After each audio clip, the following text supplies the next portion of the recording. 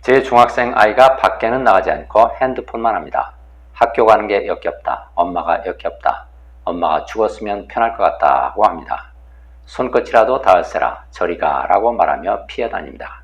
그동안 학교에서 상담도 여러 차례 했어요. 거울 명상을 하면서 아이의 입장에서 엄마 나 세상이 무서워요 라고 말해보았습니다. 처음엔 공감이 안 갔지만 점점 얼굴이 흐릿해지다가 투명한 하얀 빛이 제 머리 주변을 둘러싸더니 갑자기 아이의 일그러진 얼굴이 겹치면서 엄마 저 비참해요. 전 아무것도 못해요. 전 무능력해요 라는 말이 나오면서 울음이 펑펑 쏟아졌습니다.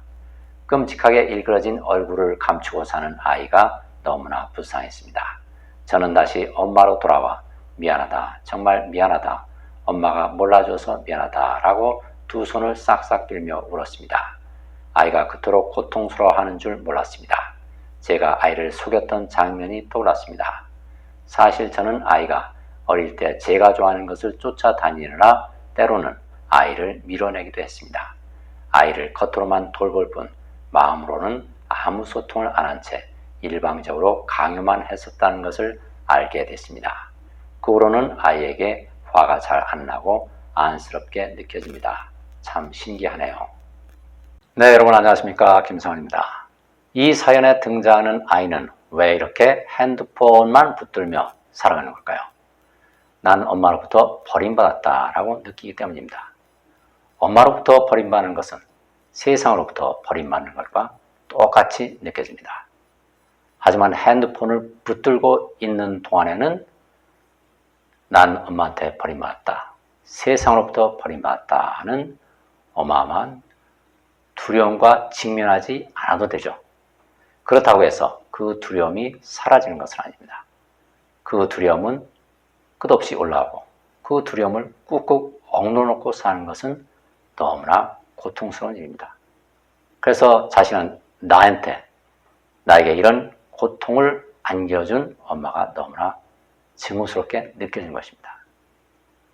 난 엄마한테 무조건적인 사랑을 받을 것으로 기대하며 살아왔는데 엄마가 나를 버렸다, 이런 생각이 드니까 사랑과 정반대되는 짝이 되는 감정인 미움이 거세게 올라온 것입니다. 그렇다면 엄마는 왜 이렇게 두려움에 떨면서 살아오고 있습니까? 아이한테 버림받았다라고 느끼기 때문입니다. 내가 가장 사랑하는 아이한테 버림받는 것은 역시 세상으로부터 버림받는 것과 똑같이 느껴집니다. 그래서 아이한테 버림받지 않기 위해서 여러 가지로 궁리를 하는 것이죠. 이렇게 부정적인 현실의 원인은 무엇입니까? 몸이 나라고 착각하며 살아가면 난 버림받았다는 생각이 들 때 그 생각을 꾹꾹 억누르게 되죠. 그 생각을 억누르면 두려움이 올라오고 두려움을 꾹꾹 억누르면 더 거세게 올라오면서 내 삶을 고통에 빠뜨리게 됩니다. 여기서 벗어나는 길은 내 몸이 나가 아니라는 사실을 이해하는 것입니다. 그러기 위해서는 거울 명상이 가장 쉬운 방법이죠. 그래서 이 여성은 거울 명상을 하면서 서서히 몸이 나라는 착각에서 깨어나기 시작했습니다. 거울 명상을 꾸준히 하면서 조금씩 제게도 무조건적인 사랑이라는 것이 있을 것 같다고 느껴졌습니다. 없던 힘도 생겼습니다. 먼저 아이에게 나는 내가 나를 미워하든 죽이고 싶어하든 너를 무조건적으로 사랑한다고 말해 주었습니다. 그리고 핸드폰 사용 시간과 잠자는 시간도 정해 주었습니다. 아이가 공부하는 시간엔 저도 거실에서 책을 읽었습니다. 놀랍게도 아이는 지난 며칠간 시간을 잘 지키고 있습니다. 진짜 신기합니다. 너무너무 뿌듯합니다. 모든 생각에는 반드시 짝이 있습니다. 버림받는다는 생각이 생기는 순간 버림받지 않는다는 생각도 이민해서 동시에 생겨야 됩니다. 그런데 몸을 나라고 착각하고 살아가면 버림받는다는 생각은 무의식적으로 억누르게 되죠. 무의식에 억눌려버린 이 생각은 내 몸과 한 덩어리가 되죠. 그럼 나는 버림받는 나는 생각이 현실화된 현실 속에서, 고통스러운 현실 속에서 살아가게 됩니다. 이렇게 고통스러운 현실 속에서 살아가면서 버림받지 않는다는 생각을 현실화시키기 위해서 부단하게 애를 쓰고 힘들게 고달픈 삶을 살아야죠.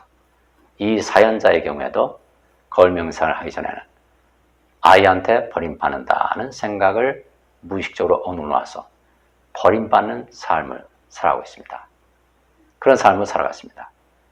그러면서도 아이한테 버림받지 않기 위해서 애를 쓰는, 명상도 하고 이것저것 여러 가지 해보는 그런 애쓰는 고달픈 삶을 살았습니다. 그런데 거울 명상을 하면서 몸이 나가 아니라는 착각에서 깨어나기 시작하면서 그런 삶에서 벗어나기 시작했습니다. 이런 고통스러운 부정적인 현실에서 영구적으로 벗어나려면 어떻게 해야 될까요? 버림받는다는 생각과 버림받지 않는다는 생각이 내 마음속에서 짝을 이루면서 생겼다 사라졌다 생겼다 사라졌다 하는 것이구나 하는 사실을 깨달은 것입니다. 내 마음은 아무 경계도 없는 무한한 텅 빈 마음입니다. 이 짝이 되는 생각들을 다 받아들이면 짝이 되는 생각들이 서로 상쇄돼서 내 마음은 자동적으로 텅 비어버리죠. 텅 빈 마음 속에서 창조되는 현실은 어떤 현실일까요? 텅 빈 마음은 바로 근원의 사랑이죠. 이 근원의 사랑을 느낄 수 있는 현실. 버림받는다는 생각을 내가 억눌러 놓지도 않고 버림받지 않는다는 생각을 붙잡으려고 애쓰는 그런 생각도, 어떤 생각도 내가 붙들고 있지 않은, 이런 아무런 방해하는 생각도 갖고 있지 않은 텅 빈 마음으로 살아가는 마음이 바로 이 창조자의 마음입니다. 몸을 나라고 착각하고 살아가면은 나는 피조물의 삶을 살아갈 수밖에 없습니다. 몸의 생존에 유리한 생각은 붙잡아 들고 몸의 생존에 불리하다고 판단되는 생각은 억누르게 되는, 그래서 생각과 내가 동시되어 버려서 몸과 내가 동시되어 버려서 버림받는 삶을 살아갔다가 버림받지 않는 삶을 살아갔다가 이렇게 오락내리락 오락내리락 하는 삶을 끝없이 되풀이하는 그런 삶을 자식들에게 되풀이하는 그런 삶을 살아갈 수밖에 없습니다. 모든 생각을 다 받아들이는 텅 빈 마음으로 살아가게 되면 그런 현실에서 영구적으로 벗어나게 됩니다. 또 다른 예를 들어보겠습니다. 시험에 붙는다는 생각과 시험에 떨어진다는 생각은 서로 짝이 되는 생각들입니다. 그런데 내가 시험에 떨어진다는 생각을 억누르면 떨어진다는 생각이 내 무의식에 억눌려서 그 생각이 나와 한 덩어리가 되어버리죠. 그래서 내 몸은 떨어진다는 현실 속에서 살아가게 됩니다. 그런 현실 속에서 살아가면서 시험에 붙는다는 생각을 현실화시키기 위해서 부단하게 애쓰는 고달픈 삶을 살아가야 합니다.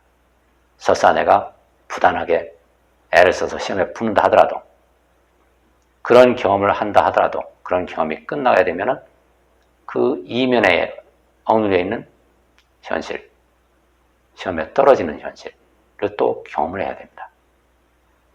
설사 내가 시험에 2번 붙었다 하더라도 그에 상응하는 그 반대되는 현실, 시험에 떨어지는 현실을 또 경험해야 됩니다. 그러니까 이런 삶을 오락내리락 오락내리락 후손들에게 그런 삶을 또 물려주고 그 후손들은 또 그 후손들에게 그런 삶을 물려주고 이런 현실이 되풀이될 수밖에 없습니다. 그래서 이런 삶에서 영구적으로 벗어나려면 후손들에게 밝은 현실을 물려주려면 나 자신이 몸이 나가 아니라는 사실을 깨달아야 합니다. 내 마음속에서 짝을 이루면서 생겼다 사라졌다 생겼다 사라졌다 하는 이 생각들이 단지 내 마음속의 생각이구나. 현실이라는 것은 이 생각들이 꾸며내는 내 마음속에서 상영되는 영화구나 하는 사실을 깨달으면 그 어떤 생각과 나도 동일시키지 않게 되죠. 그래서 올라오는 모든 생각을 다 있는 그대로 받아들이게 됩니다. 그러면 모든 생각은 다 짝을 이루면서 생겼다 사라졌다 하기 때문에 또 모든 감정도 짝을 이루면서 생겼다 사라졌다 하기 때문에 내 마음은 늘 텅 비어 있습니다. 나는 어떤 생각, 어떤 감정과 나를 동일시키지 않게 됩니다. 그러면서 내가 필요할 때, 그때 이 생각이 필요하다, 이 감정이 필요하다. 그러면 그 생각을 사용했다가 다시 놓아주고, 사용했다 놓아주고, 이렇게 자유로운 삶을 살게 됩니다. 오늘 말씀은 여기까지 드리겠습니다. 감사합니다.